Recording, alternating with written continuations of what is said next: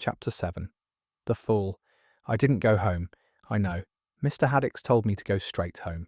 Lock the door, stay until morning. And maybe if I'd been the old Silas, the obedient zero, the boy who pressed buttons that didn't respond and thanked machines that didn't see him, I would have listened.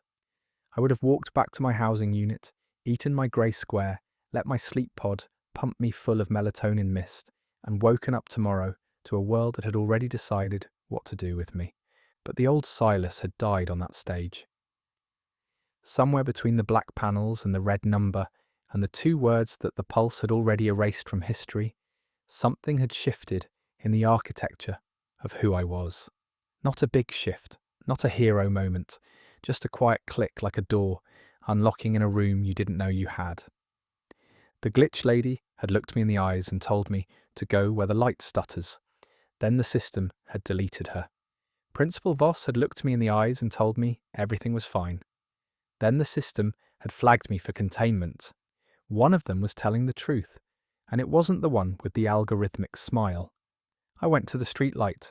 The sun, the fake sun, the LED domes rendering of a sun, was setting by the time I reached the school gates. The promenade was emptying. The paired students had dispersed to their housing units and extracurricular pods, their wristbands pulsing with gentle reminders to hydrate, stretch, and reflect on today's growth opportunities. The air had shifted to an evening blend, something woody and warm. The fountains played a decrescendo. The streetlight was 30 metres from the main gate, a standard luster light pole, white composite, 2 metres tall, with an oval lamp housing at the top that cast a soft, diffused glow, calibrated to the pulse's nighttime visibility parameters. Every other light on the promenade was functioning perfectly. Warm, steady, consistent. This one stuttered. 2 quick flashes, 1 long, pause, 2 quick, 1 long. I'd noticed it 3 days ago, the morning after the ink creature. It had seemed random then, anomalous. But now, standing directly beneath it, watching the pattern repeat, 2-1, 2-1, 2-1, I could feel the rhythm in my sternum, the same rhythm as the hum, the same rhythm as the black envelope's heartbeat, the same rhythm as the pulse that had burned through the tiny symbol on my wrist during the valuation. Everything was the same frequency. The streetlight, the hum, the envelope, the mark, all of it vibrating at a pitch the pulse couldn't hear, like a conversation happening in a language the system had never learned. Come to where the light stutters, and we will show you what else sees. I was here, under the stuttering light, alone on an emptying promenade, with a containment protocol active on my profile and walls that were learning to breathe. Okay, I said out loud. I'm here, show me. The streetlight stuttered. 2 quick, 1 long, nothing else happened. I stood there for 5 minutes, 10. The promenade emptied completely. The dome overhead dimmed to its evening palette, deep blue with scattered points of artificial starlight. The air cooled. My shadow stretched long and thin beneath the stuttering light, flickering in time with the pattern. I'm here, I said again, louder. My voice cracked on the second word. I sounded desperate. I sounded like a kid talking to a lamppost, which is exactly what I was, a 15-year-old zero standing alone in the dark, begging a broken light to show him something that probably didn't exist. Maybe the glitch lady had been wrong. Maybe she'd been crazy, a malfunctioning program spouting nonsense before the system cleaned her up. Maybe the envelope was a prank. Maybe the ink creature was a hallucination. Maybe my negative score was, as Principal Voss had said, a display error, and the "he wakes" message was a corrupted data packet, and the hum was tinnitus, and the shadows behind the walls were my overactive imagination, painting monsters on the furniture, because I was lonely and scared and 15 and desperate to believe that my nothingness meant something. Maybe I was just broken, the normal kind of broken, the kind that doesn't have a secret world waiting beneath it, the kind that just is. My eyes burned. I pressed the heels of my hands against them, hard until sparks bloomed in the dark behind my lids. I would not cry, not here, not under a stuttering streetlight, on an empty promenade, while the pulse's manufactured stars twinkled overhead like everything was beautiful and nothing was wrong.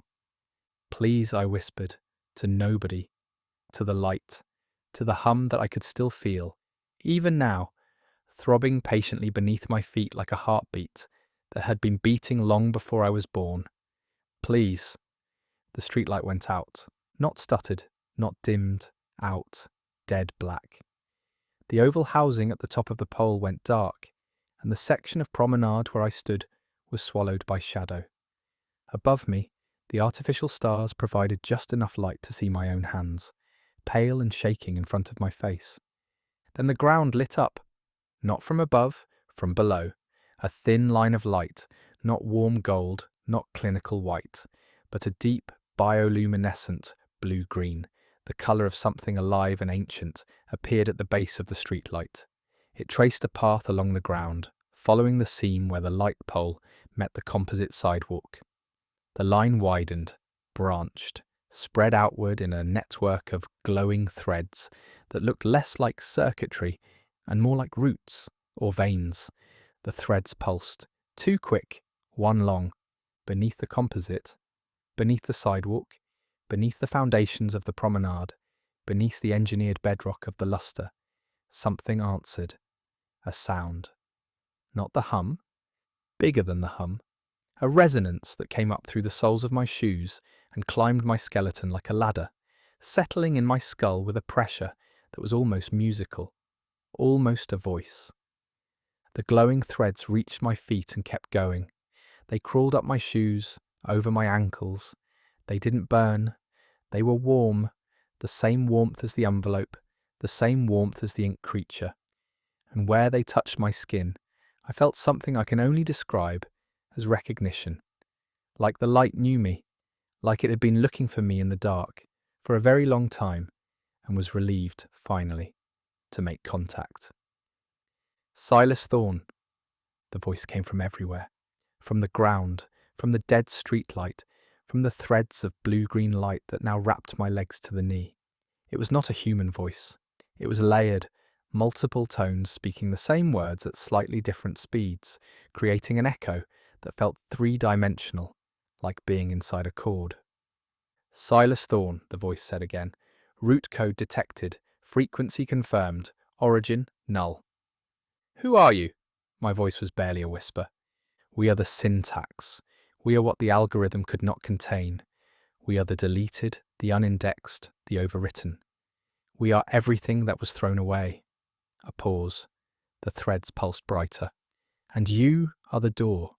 The door to what? The ground cracked. Not the hairline fracture I'd noticed on the sidewalk 3 days ago. A real crack, jagged, sudden, violent, that split the composite directly between my feet with a sound like breaking bone. Blue-green light poured from the fissure, casting my shadow in 2 directions at once. The crack widened, 6 inches, a foot. I could see down into it, not into dirt or wiring or the standard substructure of a city sidewalk, but into depth, real depth, a chasm of blue-green luminescence that went down and down and down, further than any maintenance tunnel, further than any sewer line, further than any part of the Luster's infrastructure should logically extend. And in that depth, movement, shapes, the silhouettes of structures that looked like buildings or trees or something in between. An entire landscape, inverted and glowing, hanging beneath the surface of the world like a reflection in water. The syntax, right beneath my feet. It had always been right beneath my feet. An alarm went off, not the soft, ambient kind. A real alarm, a shrieking red light. The system has noticed something, catastrophic alarm. The dead streetlight blazed back to life, but wrong. Red. The same arterial red as the drone's lens, as my negative score. Every light on the promenade flipped to red simultaneously, turning the empty street into a corridor of emergency. And above me, the sound I'd been dreading since the glitch lady dissolved in the atrium. The whine, high, thin, climbing. I looked up. Not 1 drone, 3, matte black. No lights, no markings. Hanging in the air in a triangle formation, their red lenses fixed on the cracked ground. And on me. They could see me now. The containment protocol, whatever it had done to the system, whatever adjustments the pulse had made since the valuation, I was no longer invisible to the machines. The lenses tracked my movement as I stumbled backward from the widening crack. They tracked me the way they'd tracked the glitch lady. And I knew, with the same bone-deep certainty that had told me to open the envelope and come to the streetlight, that I had about 10 seconds before they did to me what they'd done to her. The crack was 3 feet wide now. The blue-green light was blinding. The layered voice was still speaking. Fragments, urgencies, words that overlapped and blurred. Root code must descend. The door is open. The door is... They're coming. He must fall. He must... The drone's whine spiked. I felt the frequency change, from tracking to targeting. The air around me thickened. My skin prickled.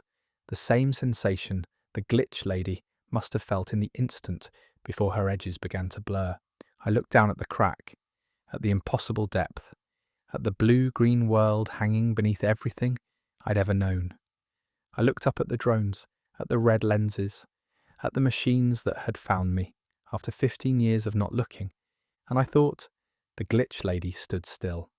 She stood still, and she let them take her because she was giving me time. She was giving me this moment, this choice.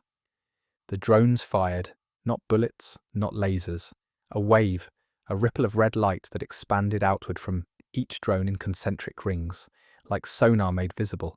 The deletion wave, I saw it coming, saw the air shimmer and distort in its path, saw the composite beneath it lose its colour, go grey, go translucent, begin to unrender, the same process that had dissolved the woman in the atrium, now aimed at me, moving at the speed of a held breath. I jumped, not forward, not sideways, down, into the crack, into the light, into the blue-green chasm that the voice had called, the syntax and the pulse had tried for 3 days to seal shut. The world broke. The composite shattered around me as I fell, not crumbling but pixelating, fragments of reality disintegrating into cubes of data that tumbled alongside me like digital confetti. The red light of the drone streaked overhead, missing me by inches, and I watched the deletion wave close the crack behind me like a wound healing, sealing the sky, sealing the luster, sealing the manufactured stars and the grapefruit air and the warm gold lights of a world that had never once, in 15 years, seen me for what I was. I fell. The blue-green light swallowed me. The air changed, from sterile and filtered to raw, tasting of metal and ozone and something organic, something that lived and breathed and grew. The temperature dropped. The sound changed.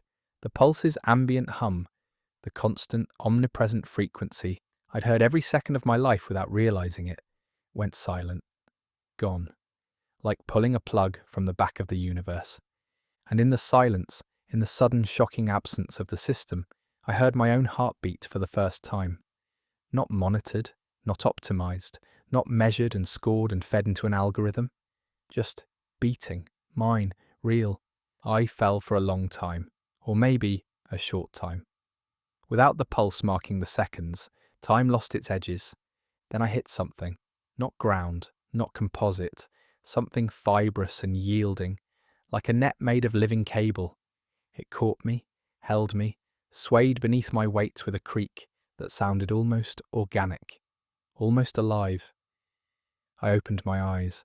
I was lying in a hammock of thick, luminescent cables, braided strands of what looked like fibre optic lines fused with something biological, pulsing with that same blue-green light. They stretched between 2 massive structures that rose on either side of me like cliffs. But they weren't rock, they were hardware, stacked server towers, hundreds of feet tall, covered in moss and lichen that glowed faintly in the dark. Vines of raw data cable wound through their casings like ivy through a ruin. Their indicator lights, thousands of them, scattered across the towers like constellations, blinked in slow asynchronous rhythms. Not the coordinated pulse of the luster's infrastructure, random, organic, like fireflies. Above me, where the sky should have been, was the underside of the world, the luster's foundation, seen from below. It was a vast, dark plane of circuitry and compressed data, stretching to every horizon, dotted with tiny points of light that leaked through cracks in the code. It looked like a night sky, a real one, the kind I'd never seen. The air smelled like rain, not synthetic rain, not the pulse's petrichor blend. Rain, the real thing. Wet earth and electricity and the particular sweetness of water meeting dust for the first time. And it was raining, sort of. Droplets fell from the circuitry sky, not water, but fragments of code. Tiny, glimmering characters that dissolved on contact with my skin, each one carrying a flicker of data. A deleted email, a scrubbed photograph, a censored message. The digital rain was made of everything the luster had thrown away. I sat up in the cable hammock. My whole body was shaking. My wristband was dead, a blank strip of inert plastic on my wrist. No glow, no pulse, no score. For the first time in my life, I was not being measured. I looked down at my hands. No static, no flicker, just my hands, brown-skinned and trembling, illuminated by the blue-green bioluminescence of a world that existed in the cruel space of everything I'd ever been told was real. A sound, footsteps, not the dampened glide of luster shoes on adaptive flooring. Real footsteps, heavy, deliberate, crunching on something that sounded like dried leaves made of circuit boards. A figure emerged from behind the nearest server tower. Tall, lean, maybe 16 or 17, dark skin, close-cropped hair, wearing layers of salvaged material, woven cable, patched fabric, pieces of old hardware repurposed into something between armour and clothing. A pair of goggles pushed up on his forehead, their lenses glowing faintly amber. He looked at me, really looked. The way the glitch lady had, the way no one in the luster ever had. Then he smiled, not algorithmically, not optimally, a real crooked, slightly dangerous smile that lived entirely on one side of his face. So, he said, you're the root code everyone's been screaming about. My voice cracked. I tried again. I don't know what I am. Yeah, he extended a hand. His knuckles were scarred. His fingernails were dirty. He was the most real thing I'd ever seen. That's normal down here. I'm Kale. I took his hand. He pulled me upright with a strength that surprised me, and I stood for the first time on ground that the pulse had never touched. Kale turned and gestured toward a gap between the server towers, a passage that led deeper into the blue-green dark, toward lights and sounds, and the distant murmur of voices. Many voices. Welcome to the syntax zero, he said. Try not to die in the first hour. It makes a terrible impression. He walked into the dark. I followed. Above us, the underside of the luster glittered with stolen starlight, and the digital rain fell softly on a world that had been deleted but refused, stubbornly and beautifully, to disappear.